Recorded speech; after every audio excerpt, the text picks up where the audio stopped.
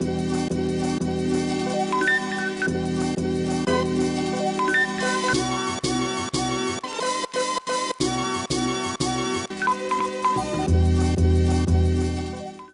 in the hot seat is Joe Reger from Springbot. Joe's a startup guy and an avid entrepreneur. He's interested really in where technology intersects and impacts humanity with the buzzwords big data and machine learning thrown in there. I'd like to also mention that you like to push your own boundaries. You're kind of an ultra athlete as well, right? That's right. And probably most emblematic of that is that you're married and you have 3 kids. And that's probably the biggest endurance race that you've got is raising those 3 kids, right? Yep. So you're with Springbot. You've done a number of previous companies. You've created and founded and owned other companies.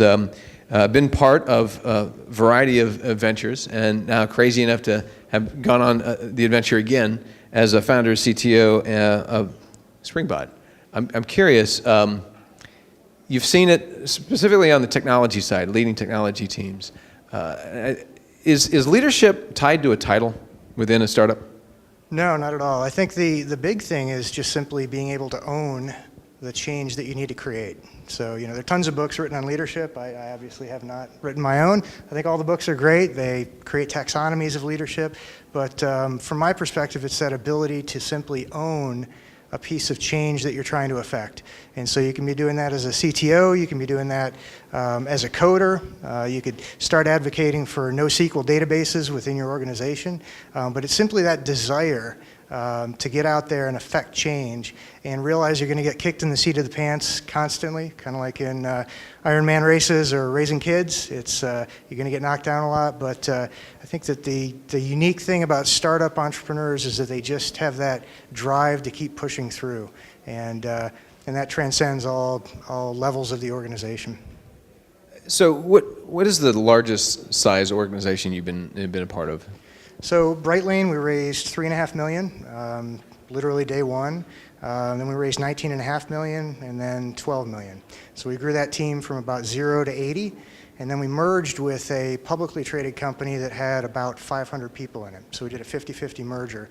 And so we went from that kind of, 3 dudes in a garage drawing stuff to publicly traded, have to report Sarbanes-Oxley, and have a lot more pressure and structure on us. So let's walk through that evolution. Actually, probably a fast-forwarded version of evolution, right? What's it like, that moment that you've got that crazy idea and other people are crazy enough to join you to have this company? What's leadership look like then? So a lot of it is getting on the same page. So Brooks Robinson, Alan Nance, and myself, we spent about a year talking about big data. E-commerce, we knew we wanted to be in the space. We didn't know exactly what it would look like. So kind of to some of the questions before, how do you start a company without having a product? We didn't have a product, but we knew that there was an opportunity there to do something with big data and e-commerce. And so it's, you asked about feeling, it's fun. You bounce ideas off one another, you start to finish each other's sentences, you go out, you go through Flashpoint, you talk to 250 customers, and you get a very clear sense that you're onto something. Merrick always used to say that when you're onto something, your customer will pull you by the lapels. They won't let you leave the room. So they will force you to let them buy your product. And that's exciting. That's something we went through. But then it transitions. You go out and you raise money. You bring people into the team, and you go from the 3 of you who have known each other for years, kind of think the same way. I think Myers-Briggs, we're all literally the exact same types. And now you go from 3 of you to 12, 15 of you very quickly. And you need to get stuff done. And so it becomes tricky. Speaking of leadership, one of the main dichotomies in leadership styles is this empowerment movement. So I'm going to take the team and let them run with the vision, make sure that they're roughly on course, but try to empower them.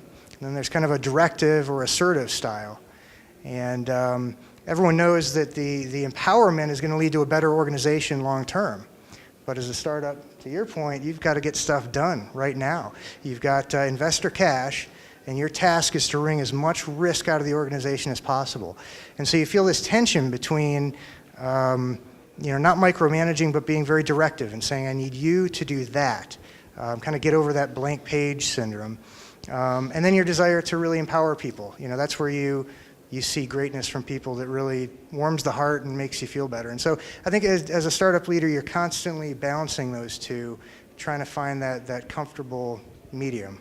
So you've gone from 3 guys in a garage to validated by people investing in you, customers paying you. Now you're in that 80-person company that's going to be acquired. What was the difference between 3 guys in a garage and 80 people? A lot of paperwork. I think the big thing was that by the time we got to 80 people, a lot of other folks had the vision. They had been empowered, and so I could largely sit back and watch them do amazing things. In the early days, you're constantly, you with your co-founders have created this vision, and you bring people in and you do the whiteboarding and you show them the PowerPoint. You think they're on board, and then they just do crazy stuff. And that's fine. They've only been with it for a month or two, but you constantly feel like you're corralling folks. But once you get bigger, other people are doing the great things. They're kind of carrying your vision beyond where you even thought it would go. It's very fulfilling, but it's a very different challenge. It's more about resourcing and do you have the proper training and is the office environment correct? How does the culture feel? That's very different than startup where, day one, if you're coming to interview, we're going to tell you it'll be miserable, you're going to get beaten up, I'm going to do everything I can to make your life better, but it's going to be tough. As a technologist, as someone who's a CTO and the coder persona, how does leadership look like from that role? I think one of the great things about having come up through the coding ranks is that it's harder for people to blow smoke up my ass. I kind of know I can call their bullshit a lot, which is nice. From a coder perspective, trying to make the transition, I think one of the big things you need to do is learn how to communicate very technical concepts in Peter Rabbit language. Just very simple. You need to dumb it down. You need to keep it at a level where people can understand the core of what you're trying to communicate, but not all the buzzwords and big data and Mongo and MySQL and whatnot. And that's tricky because the culture of development is based on those buzzwords. You ding your buddies, you kind of rib them because of technical aspects of the business. And so it can be tricky, but I've seen plenty of folks do it. If you're talking to students as they're coming into it, what kind of advice would you give them to consider to make sure that those other elements of life can be integrated into it? I know you don't like the word balance, but to me, just balance, time management. You need to make sure that you divvy your week up, and maybe it is integration is really the better answer, but you need to be careful. I find myself fairly frequently getting out of balance one way or another. If I'm doing, for me, it's the big 3: family, hobby, which is usually triathlons, ultra running, something scary, or startup, which is even scarier. And so a lot of times I'll find myself getting too heavy into training, and so you just have to have a self-awareness. You have to look at your Outlook calendar from 2 weeks ago and beg the question, how am I feeling? Am I balanced? I don't think there are any easy answers there. Joe Reger, you're out of the hot seat. Thank you very much. This was the most nicely appointed hot seat gauntlet I've ever seen.